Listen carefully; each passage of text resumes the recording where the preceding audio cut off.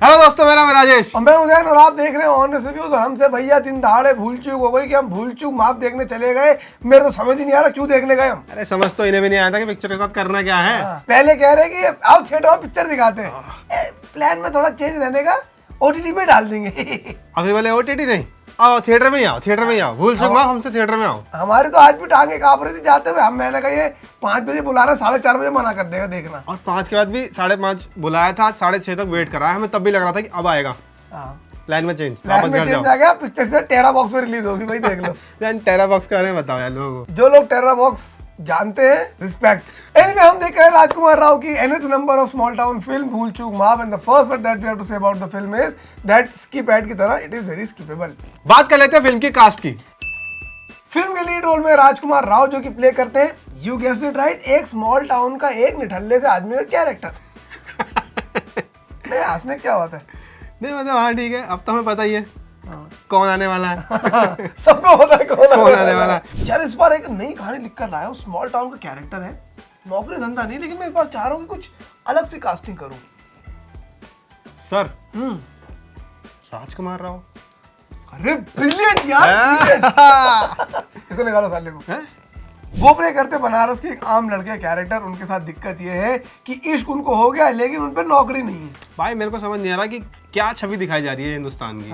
कि small town में लड़का नौकरी नहीं कर पा रहे हैं। स्मॉल टाउन में इंटरनेट है, स्मॉल टाउन के अंदर नेटफ्लिक्स है, पट्टी हो रही है इधर उधर, वहाँ सब मॉडर्न हो गए, लेकिन नौकरी क्या है, किसी की मम्मी अचार बना रही है, कोई जो है इधर उधर सरकारी नौकरी ढूंढ रहा है, कोई यूनियन बैंक में लगा हुआ है, एयरटेल स्टोर नहीं खुल रहा है वहाँ, कोई वहाँ ब्लिंकिट जोमेटो जेप्टो है नहीं, कोई डिलीवरी बॉय बन जाए, कुछ नहीं, मतलब नौकरी ही नहीं है।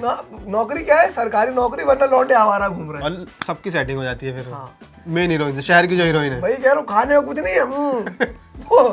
वो पहले जुगाड़ हो जाए। ए भाई नौकरी धंधे पे ध्यान दो, छोटे शहर के लड़कों, सरकारी में कुछ नहीं रखा। और इस बार स्मॉल टाउन हीरो की स्मॉल टाउन हीरोइन बनी है इस फिल्म के अंदर वामिका का भी।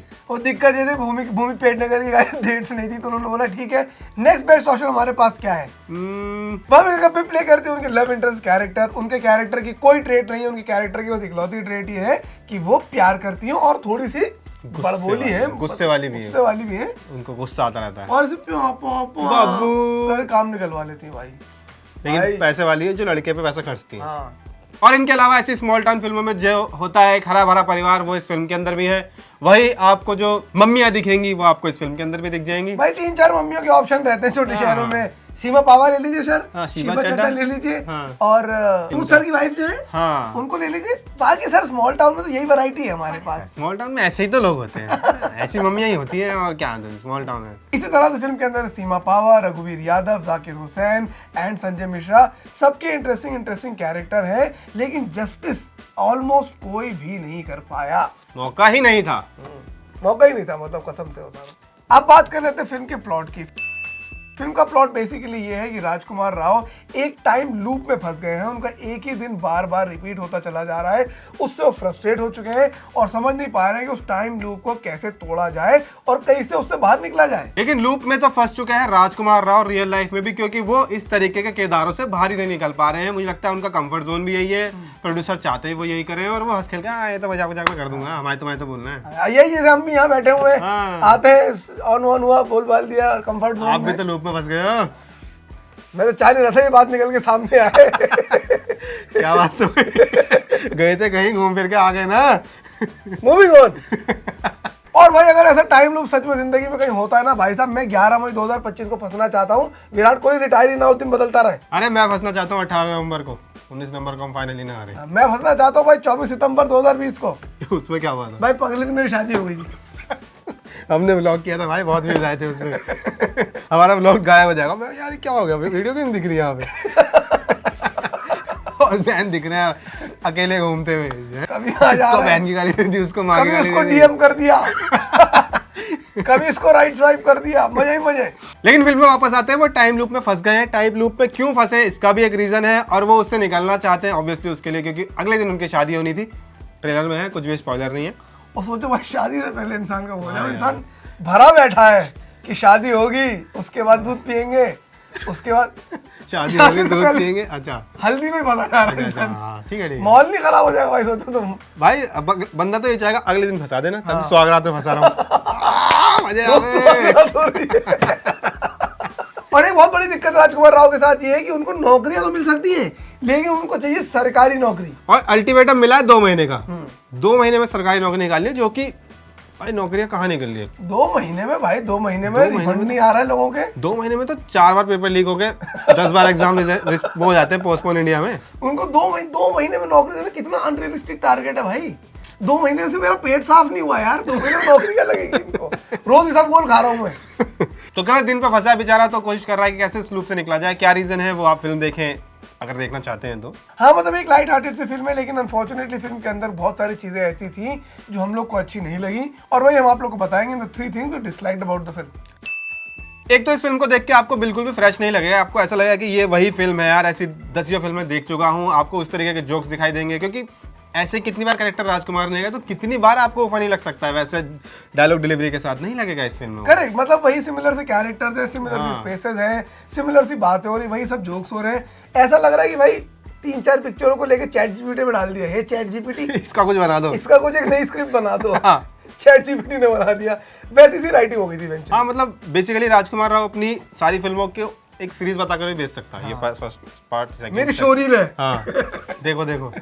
सेकेंड फिल्म के अंदर पंचेस लैंड नहीं कर रहे थे। बहुत सी जगह पर ऐसा हो रहा था कि हंसी आना चाह रही थी लेकिन हंसी नहीं आ पा रही थी, and you could not figure out कहाँ गड़बड़ हो रही है। एक्टर बढ़िया है, राइटिंग भी ठीक ठाक है, लेकिन मजा सा नहीं आ रहा है। वो इसीलिए कि वो नया नहीं लग रहा था। वो लग रहा था कि हाँ ऐसा ही तो जोक मारते हैं लोग स्त्री में भी। और अगर राइटिंग की बात करें तो राइटिंग में भी काफी फ्लॉज थे। इतने बड़े बड़े एक्टर्स लिए, रघुवीर यादव, जाकिर हुसैन, सीमा पावा, मतलब बिल्कुल यूज ही नहीं किया उनका। तो मतलब कितना फनी, मम्मी पापा तो बहुत फनी होते हैं ऐसी फिल्मों में।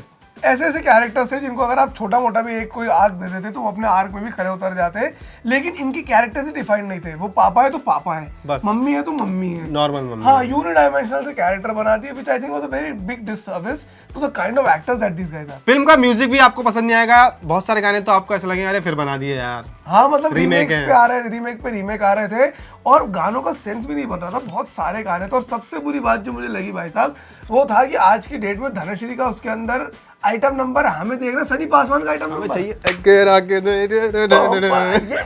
ये देख देख के देख रहे वहाँ धनश्री का, मैंने कहा नहीं वो मजा नहीं आया। Now talking about the 3 things we liked about the film, film का सेकंड हाफ एक्चुअली थोड़ा सा पेस पकड़ता है। 2-3 जगह मुझे हंसी आती है, सिचुएशन इंटरेस्टिंग हो जाती है, और जो लूप वाला कॉन्सेप्ट निकाला था ये इंडिया में अभी इतना डन टू डेथ नहीं है।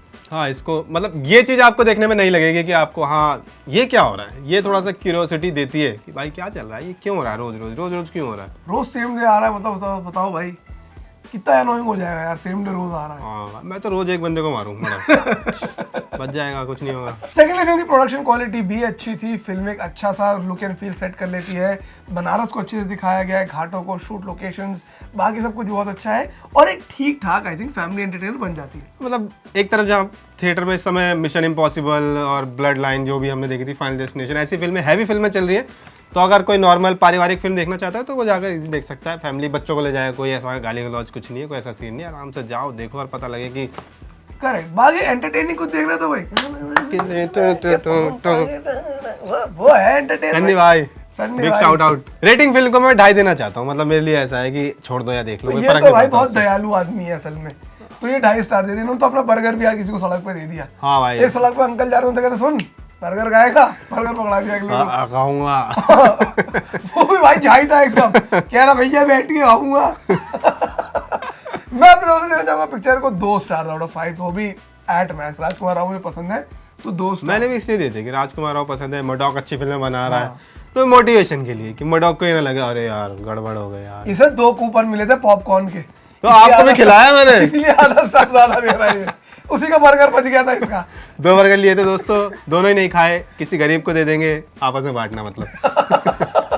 लेकिन तब भी मुझे समझ में नहीं आता, छोटे शहरों में यही दिखाया जा रहा है बॉलीवुड में कि भाई सरकारी नौकरी अभी भी सरकारी नौकरी, और कोई नौकरी चौकरी नहीं है। नहीं है भाई, कोई बिजनेस एंटरप्रेन्योरशिप कुछ नहीं है। शार्क टैंक पहुंचा ही नहीं अभी वहाँ।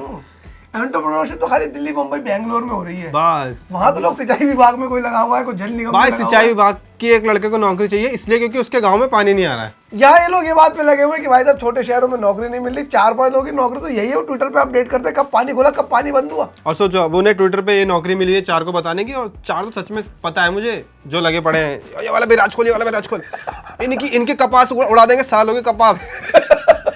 तो ऐसा नहीं है कि भाई नौकरियां नहीं है, सबके पास नौकरियां हैं। खुद हफ्ते में यहाँ आता है सब। अरे खुद में नौकरी की भीख मांग रहा होता हूँ यहाँ, मेरी नौकरी बचा लो, मेरी नौकरी बचा लो। बड़ा जोक।